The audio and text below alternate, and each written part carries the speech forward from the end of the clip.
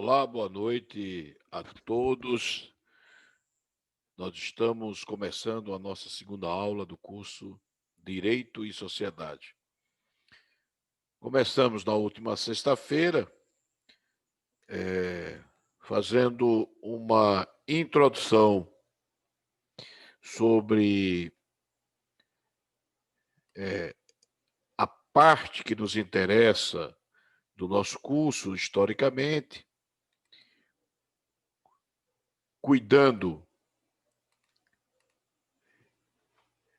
de um corte histórico que começa no final do século XIX e tomando como referencial teórico, até para fazer uma homenagem ao meu estado, a Tobias Barreto de Menezes, que foi o grande pensador da segunda metade do século XIX no Brasil, sendo responsável por criar a Escola do Recife, uma escola de pensamento que, naquele momento, se contrapunha à escolástica, se contrapunha ao pensamento vigente em Portugal, principalmente, e que se fazia deitar raízes no Brasil, do ponto de vista filosófico e intelectual.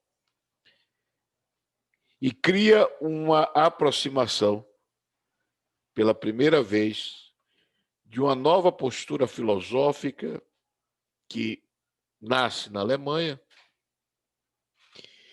e Tobias Barreto, portanto, cria uma nova perspectiva do ponto de vista do direito e um novo olhar sobre a sociedade.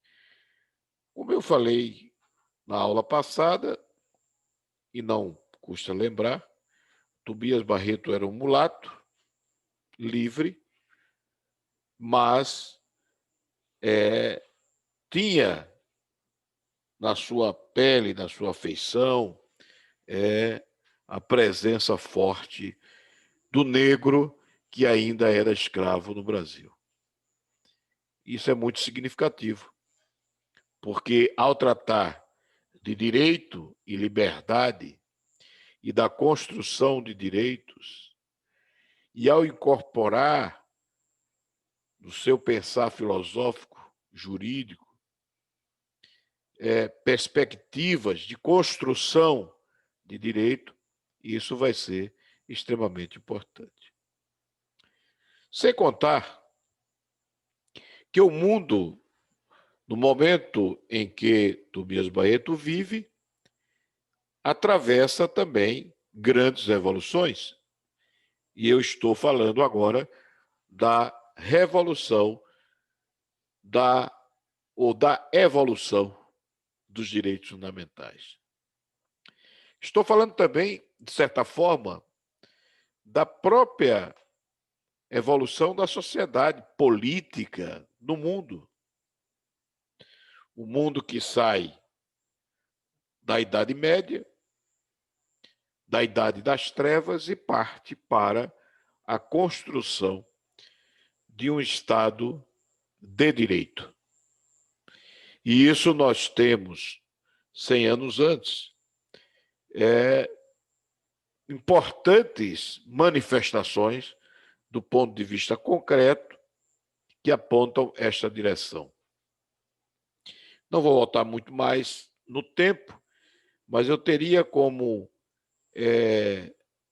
marcos dessa evolução dos direitos fundamentais a própria Declaração Americana, depois a própria Constituição norte-americana, que antecede a própria Constituição francesa e a Declaração Francesa de Direitos do Homem e do Cidadão. Eu vou compartilhar, portanto, a nossa aula de hoje, que vai refletir exatamente essas questões que me parecem fundamentais para a compreensão do tema de hoje. Nós temos como primeiro ponto dessa evolução dos direitos, de um modo geral, e principalmente os direitos fundamentais, é a Carta, chamada Declaração de Direitos de Virgínia, que antecede a própria Constituição norte-americana, né? Pois ela é de 16 de junho de 1776, portanto, no final, ali nos estertores do século XVIII, e traz um texto que é fundamental para a gente compreender essa mudança de paradigmas que vai fazer um eco até no Brasil posteriormente e em toda a construção do direito no mundo inteiro. Dizia a Declaração de Direitos do Bom Povo da Virgínia: todos os homens são, por natureza, igualmente livres e independentes, e têm certos direitos inatos de que, quando entram no estado de sociedade, não podem, por nenhuma forma, privar ou despojar sua posteridade, nomeadamente o gozo da vida e da liberdade, como os meios de adquirir e de possuir a propriedade e de buscar e obter felicidade e segurança. Amigos, nós estamos falando de uma declaração importantíssima para os direitos de um povo que ainda escraviza os negros, que mantém, por assim dizer, uma cultura de exploração da mão de obra escrava. Portanto, mas é um sinal, e daí a importância depois, na própria Guerra da Secessão nos Estados Unidos, que a sociedade norte-americana, a partir daí, começa a dar valor à liberdade como algo fundante do povo norte-americano. Embora, diga-se de passagem, isso não vai modificar nem o racismo, nem a relação que até hoje existe, que a gente acompanha ultimamente. Não é? Grupos supremacistas brancos contra os negros, e isso é um tema recorrente e que hoje vem sendo muito debatido à luz de uma perspectiva do chamado racismo estrutural. Pois muito bem. Essa preocupação da Declaração de Virgínia também mostra que o espírito, já no final do século XVIII, é totalmente novo em relação ao período medieval.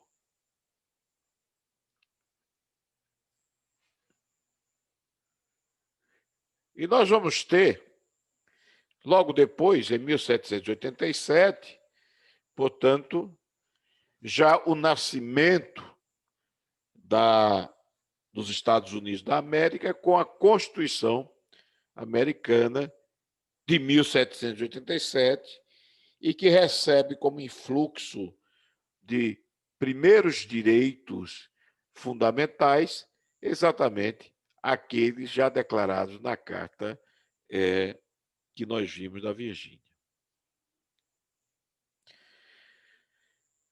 Portanto, a Constituição norte-americana, ela antecede a própria Declaração dos Direitos do Homem e do Cidadão, na França, de 26 de agosto de 1789.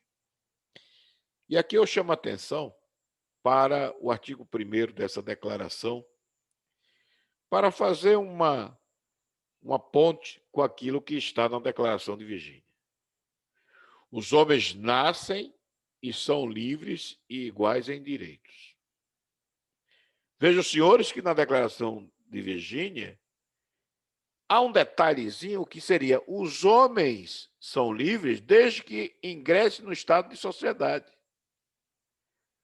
O que revela, naquela situação, naquele momento, que os escravos, por exemplo, não estavam na sociedade, portanto, não tinham sido incorporados à sociedade, porque eram tratados como mercadorias, como objeto, como coisas, e, portanto, ainda não tinham alcançado o status de homens e, portanto, livres e iguais em direitos. Na Declaração Francesa, aqui não há nenhuma distinção entre quem era escravo ou quem era não escravo. O artigo 1º é muito claro: os homens nascem e são livres. Posso entender, portanto, todos os homens, de todas as cores. E posso entender mais, embora há uma questão de gênero embutida aí, que se tratava dos homens, não das mulheres. Eu prefiro pensar que aqui os homens têm um sentido do coletivo, do ser humano. Todos os homens, homens e mulheres, nascem e são livres e iguais em direitos.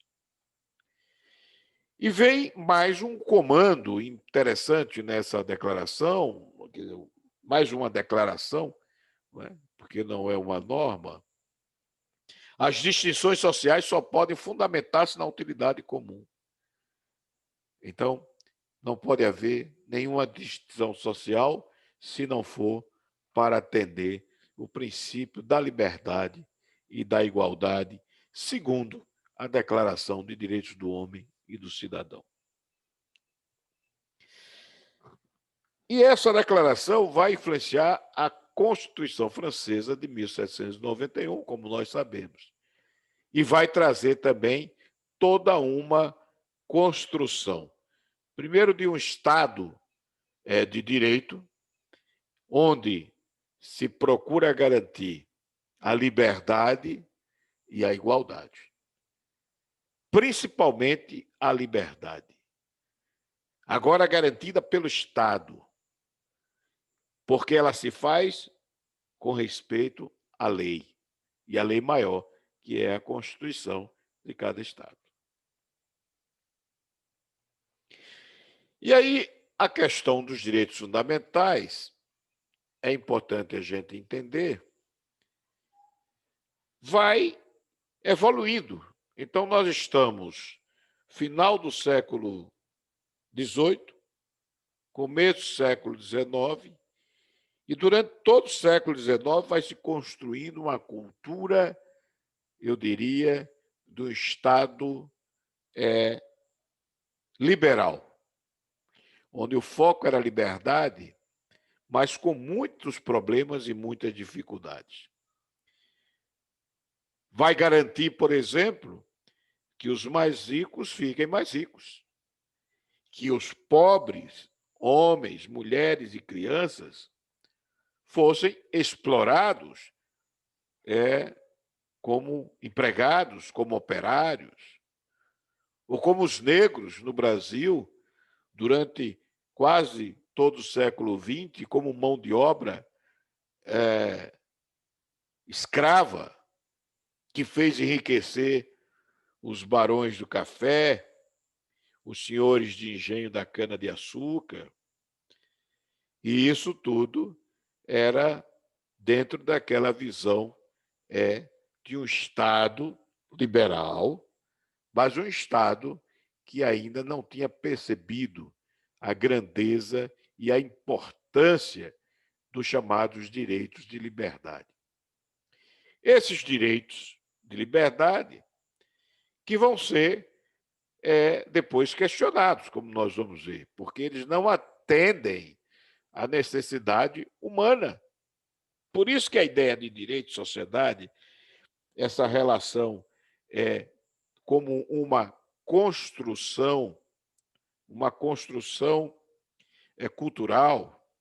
Os direitos, portanto, não vêm do céu, como dizia Tobias Barreto, são frutos da história, de uma história de lutas, da luta a favor dos direitos daqueles que não conseguiram acessar sequer os primeiros direitos, como os direitos de serem reconhecidos como pessoas humanas, livres, porque nasceram homens e, portanto, detentores dos direitos mais básicos, né?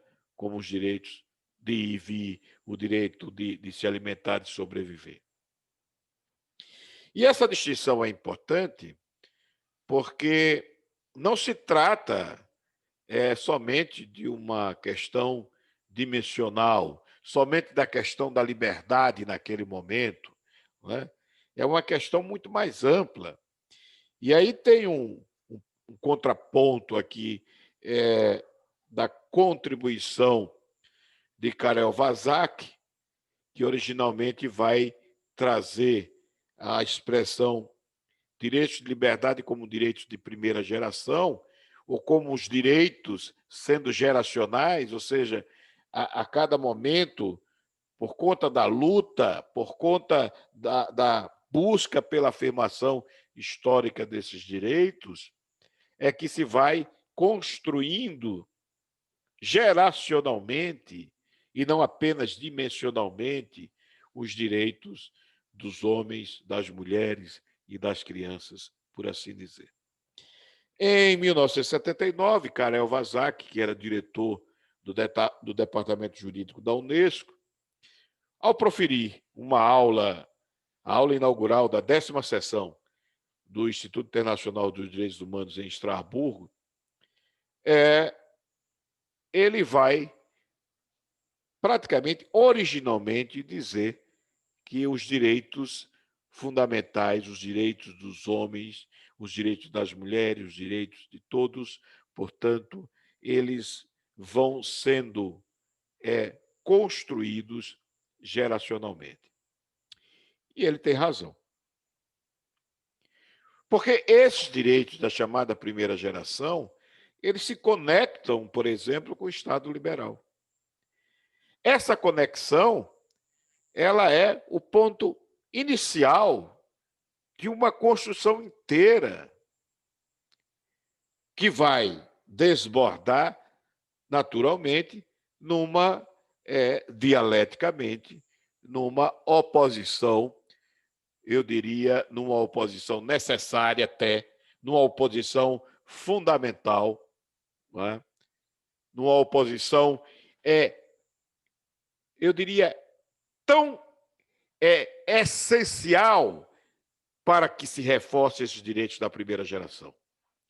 E quando eu falo da questão da essencialidade desses direitos da primeira geração, eu estou me referindo, portanto, porque uma grande parcela da população mundial não percebia como detentor desses direitos da primeira geração, especialmente a própria liberdade. Que liberdade se tinha no século XIX, o operário na Inglaterra, o camponês nos campos de algodão lá nos Estados Unidos da América, o negro escravo nas plantações de açúcar do Nordeste brasileiro ou do próprio Sudeste, ou nas plantações de café. Então, não havia efetivamente uma efetiva compreensão que esses direitos da liberdade, tão proclamados nas declarações de Virgínia, na Constituição norte-americana, na Declaração do Homem e do Cidadão na França e na própria Constituição francesa, não davam efetividade a esses direitos de liberdade. E no Brasil não vai ser diferente. A própria Constituição de 1824, que é a nossa Constituição Imperial, ela recebe os eflúvios, digamos assim, dessa onda liberal provocada por esse pensamento que tinha nascido quase 100 anos antes na Inglaterra, passa pelos Estados Unidos, passa pela França e chega ao Brasil também. Porque essa construção do direito, repetindo Tobias Barreto, ela é inevitável, porque sendo fruto da história, a história vai cobrar de cada sociedade, de cada grupo, essa evolução.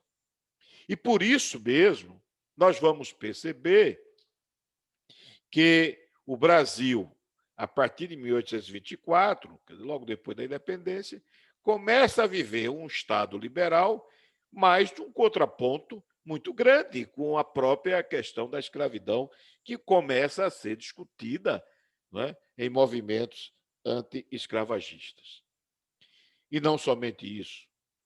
Lá na Europa, principalmente na França, principalmente na Alemanha, começa a se pensar em oposição a esse Estado liberal, a garantia de que os trabalhadores, os homens, as mulheres e as crianças que eram explorados, na própria Inglaterra, crianças de 8 anos, 9 anos já trabalhavam, na França não era diferente, na Alemanha também, não é?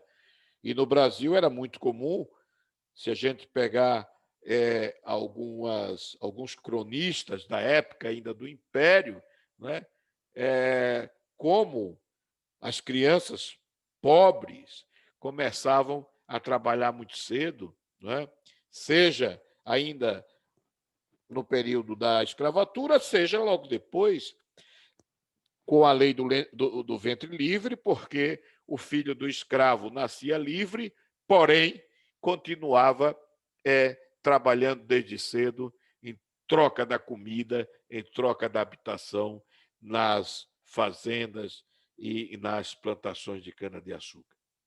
Isso é um fato inegável que vai levar a uma busca por uma solução. E aí nós entramos naquilo que é a crise do Estado liberal. E quando eu penso que falam hoje tanto Estado liberal para cá, para lá e tal, parece que o Estado liberal nunca foi criado. O Estado liberal já nasceu, já teve a sua crise e já foi superado. Quando alguém pensa no Estado liberal, e por isso que é preciso a gente discutir direito de sociedade nessa perspectiva, quando nós pensamos no Estado liberal, nós estamos pensando no Estado liberal que nasce ainda lá no final do século XVIII, que passa pelo o século XIX já em crise. E essa crise é uma crise natural de todas as sociedades, porque ela é uma crise que envolve as pessoas que estão lutando exatamente na construção dos seus direitos mais básicos e mais fundamentais. Eu olho aqui e observo, por exemplo, a discussão que vai ser travada na França, na Alemanha e na Europa, de um modo geral, com a ideia de uma luta de classes. Porque a luta de classes nunca deixou de existir, até hoje ela existe. Se naquele período do início do Estado liberal, a luta de classes se estabelecia entre o homem livre e escravo, como na América do Norte, no Brasil, nas Antilhas, etc., né? Já foi, na própria aristocracia europeia, a luta de classes entre o patrício e o plebeu, entre o barão e o servo, e daí veio a Revolução Francesa, e daí veio, depois, o próprio movimento socialista na França, né? Era a luta entre o gerente e o empregado. Era uma luta entre opressores e oprimidos, numa constante oposição. Isso é muito natural. Essa guerra ininterrupta, né, que é tão bem destacada por Marx e Engels no Manifesto Comunista, que, na verdade, é uma aula de sociologia.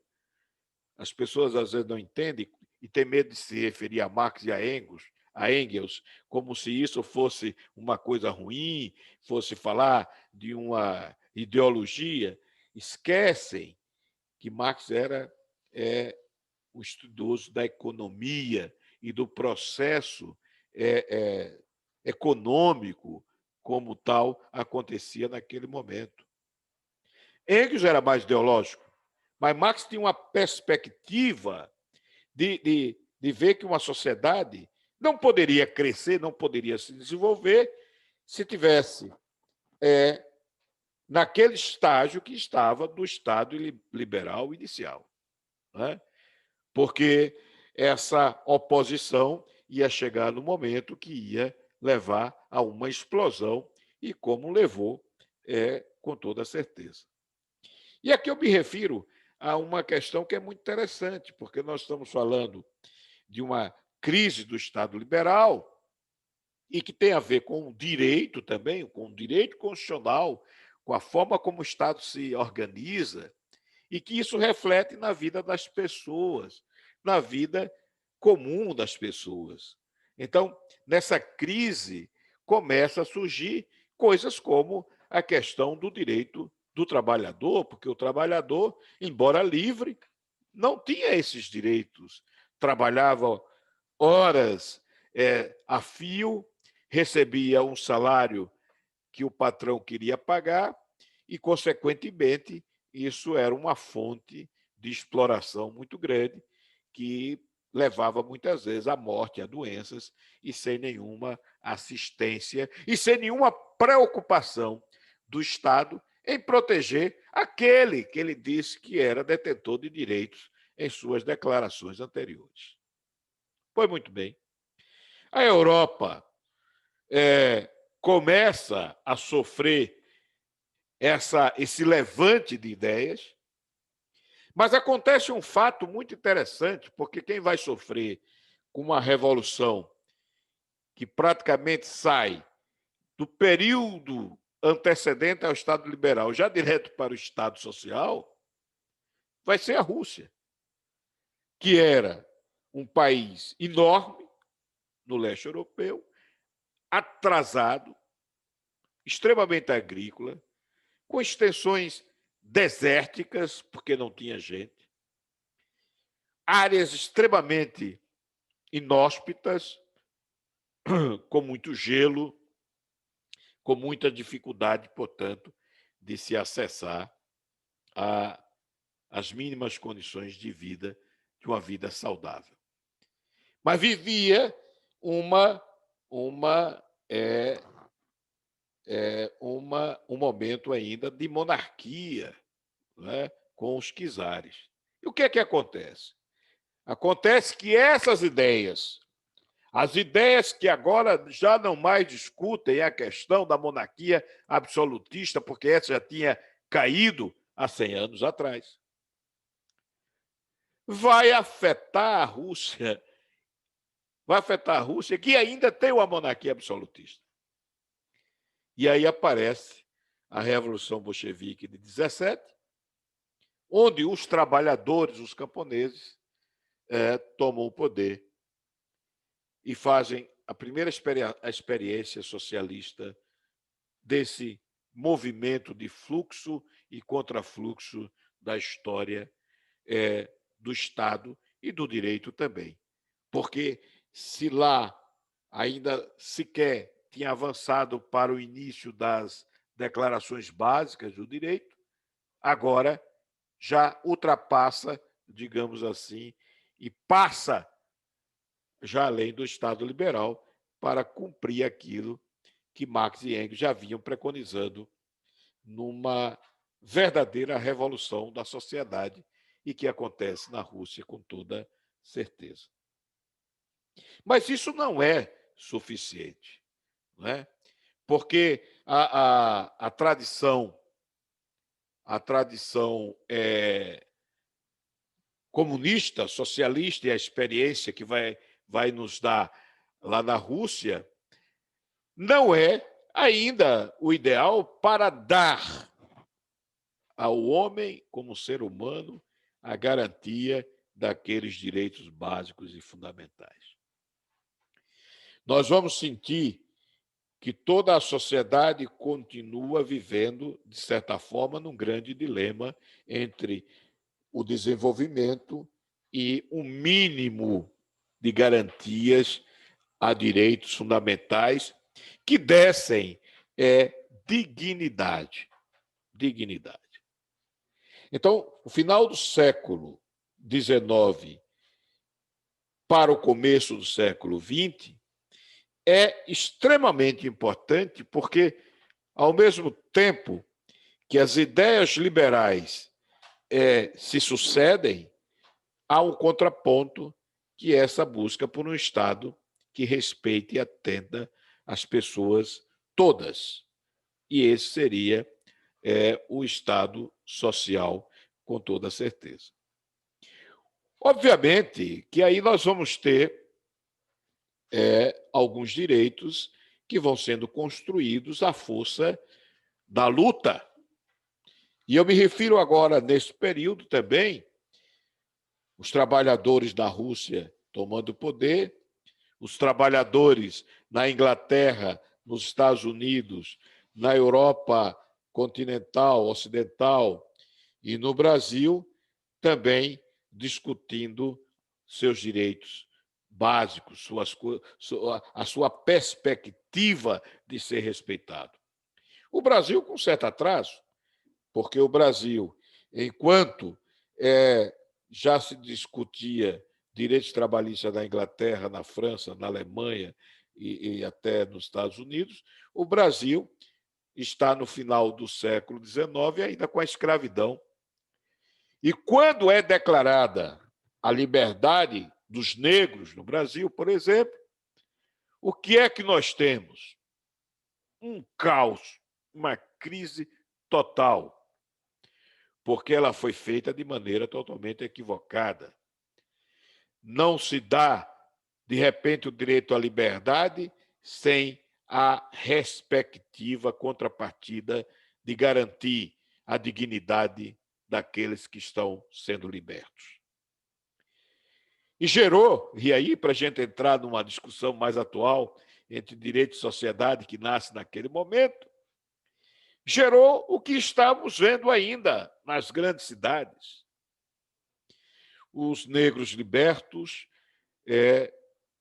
tiveram que sair das suas fazendas, alguns ficaram e trabalharam até morrer em troca de comida e da senzala sem os ferros, mas não deixava de continuar sendo senzala, e aqueles que vão para as cidades. E aí, por consequência, nós vamos ter, primeiro, uma explosão demográfica nos centros urbanos. Nós vamos ver o Rio de Janeiro começar a ter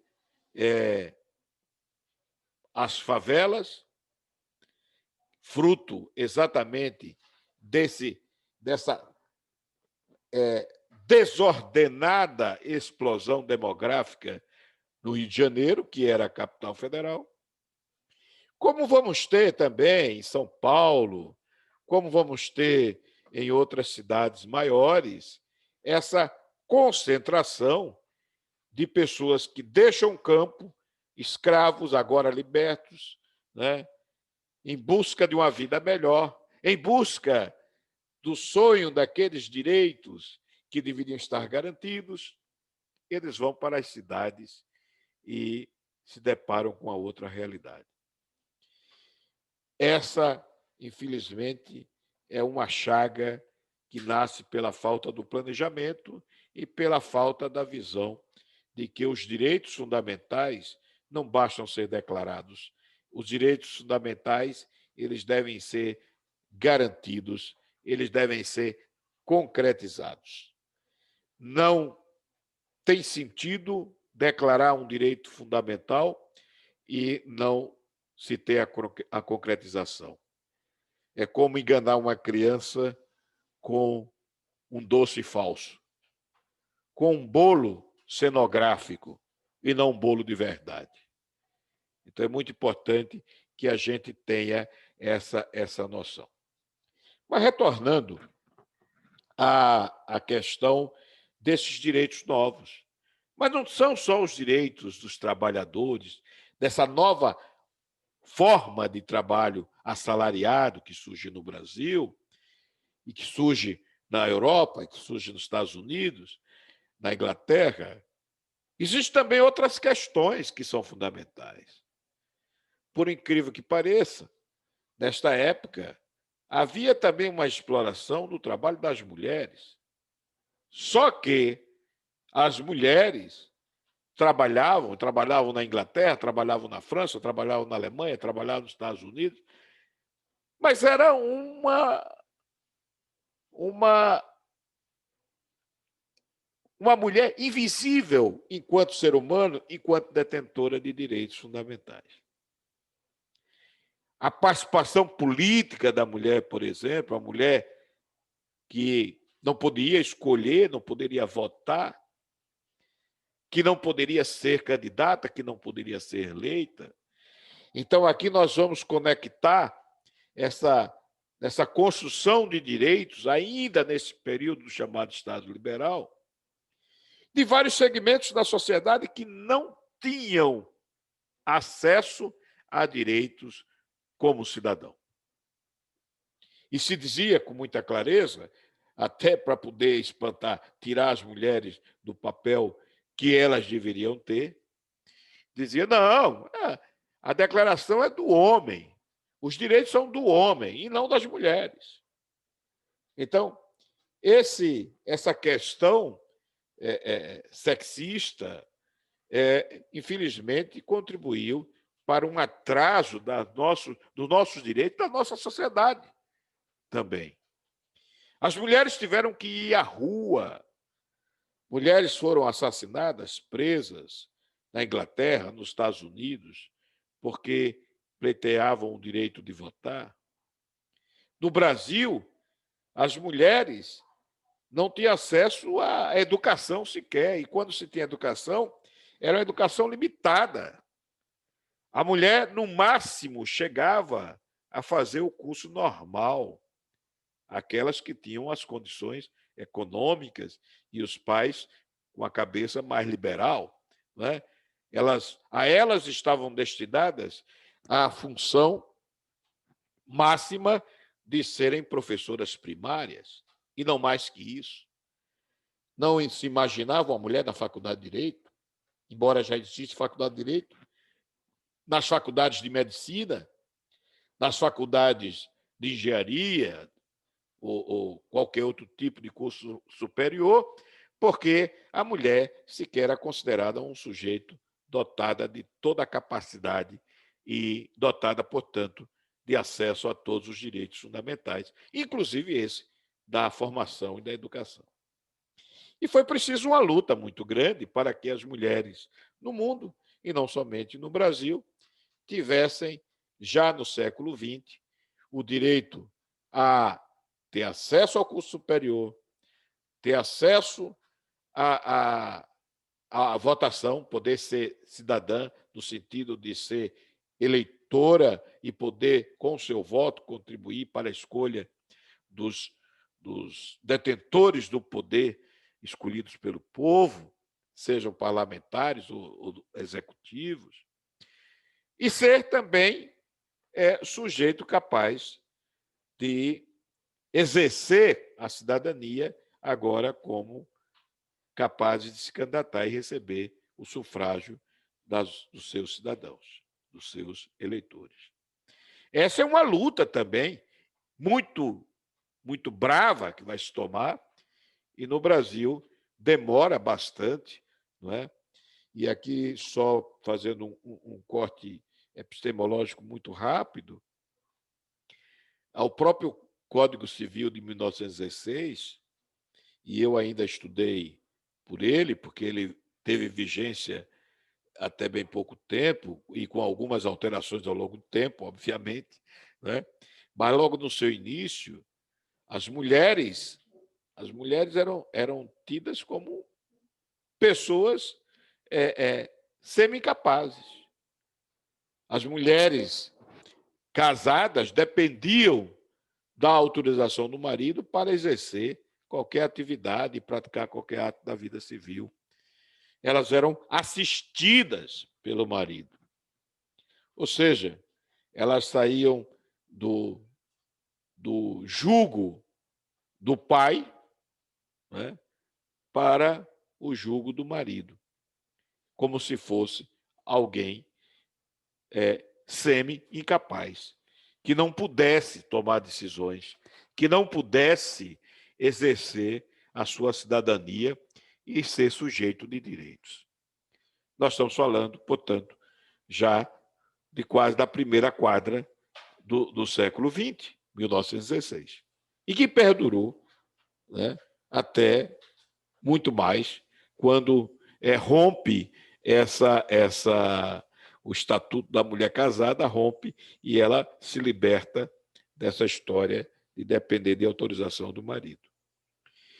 Eu estou falando tudo isso para mostrar que esses direitos são construídos com muita luta.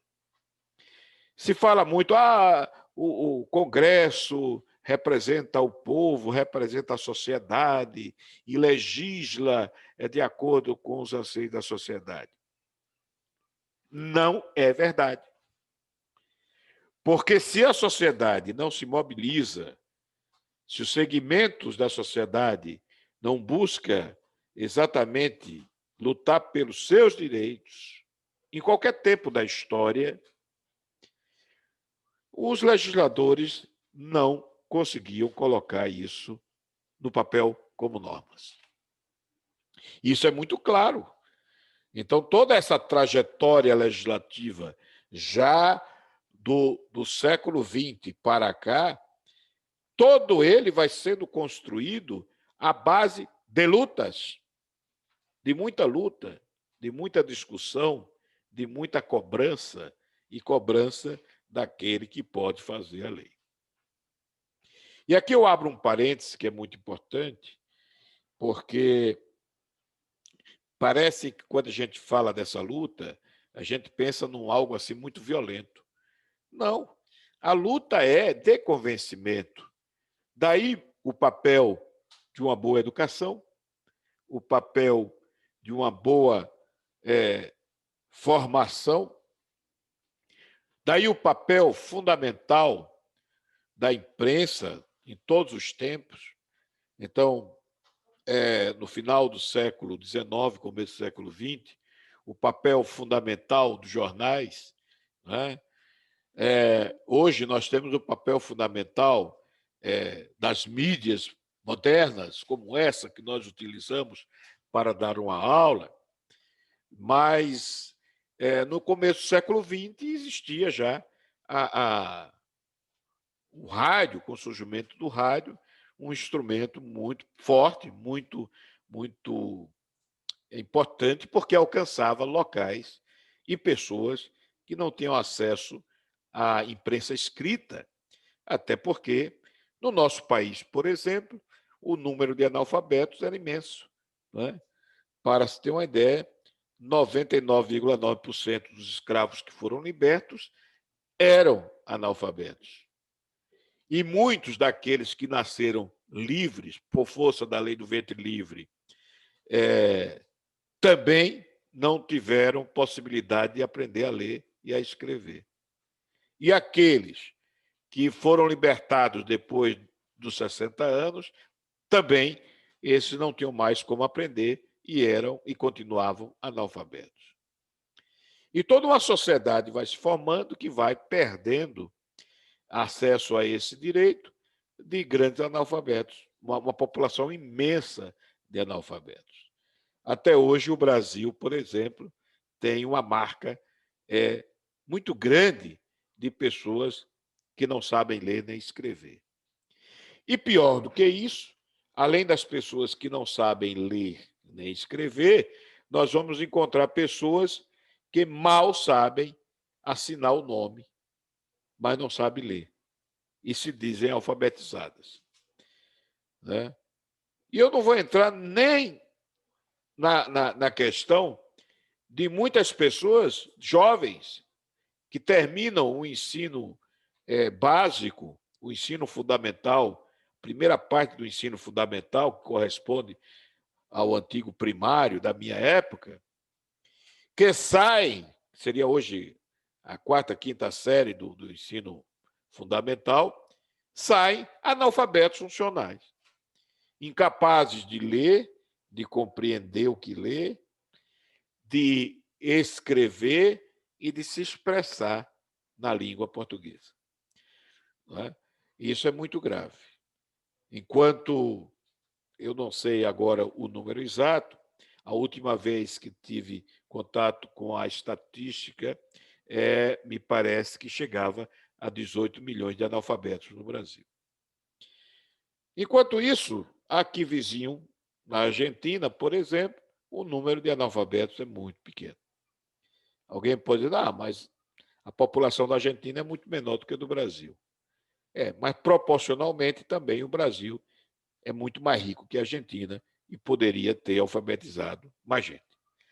No Uruguai, aqui vizinho, quase 100% da população é alfabetizada. Talvez seja o país da América do Sul que tenha quase zero de analfabetismo. E o número de pessoas que têm acesso ao ensino superior é quase o dobro do tipo que tem, proporcionalmente, claro, que o Brasil. Isso mostra que, na construção e na luta por esses direitos, nós devemos estar atentos que a sociedade é um elemento fundamental. Quando ela se desenvolve, quando ela se torna menos desigual, ela tem a possibilidade claramente de evoluir no sentido não só de construir a história dos seus direitos, de positivá-los na lei, de positivá-los na Constituição, e muito mais que tudo isso, concretizá-los. Que muito mais do que colocar na Constituição uma infinidade de direitos, ou no Código Civil, ou no Estatuto da Criança e do Adolescente, no Estatuto do Idoso, por aí, só para exemplificar, muito mais que tudo isso, seria importante concretizá-los. Se nós conseguirmos concretizar esses direitos que já estão declarados, nós teremos um país melhor, uma nação melhor, e nós teremos alcançado, com certeza, como diz a Declaração do Povo Bom de Virgínia, aquilo que seria a felicidade. A felicidade não está na Declaração de Virgínia apenas como algo inalcançável. É algo concreto. A felicidade estaria no respeito aos direitos básicos e fundamentais. Seria naquilo que dá ao ser humano a sua dimensão de dignidade. Então, é importante que a gente pense dessa maneira. Nós estamos caminhando para o encerramento já da nossa segunda aula e dizendo aos senhores que essa aula também vai estar no meu canal do YouTube, Prof. Anselmo Oliveira, tudo junto, né? Com o A maiúsculo e o O de Oliveira, primeiro O também, Anselmo Oliveira, o A de Anselmo e o O de Oliveira, juntos, maiúsculos, e aí você acessa o meu canal no YouTube e pode assistir novamente essa aula. Nós estamos programando e vamos avisar a todos que se interessarem que faremos sobre um tema determinado dentro dessa perspectiva de direito e sociedade, uma mesa redonda e onde todos poderão participar efetivamente e ao vivo comigo, não é? Dessa forma, eu quero agradecer a atenção de todos, desejar um bom final de semana e até a próxima aula, na próxima sexta-feira, às 19 horas. Boa noite.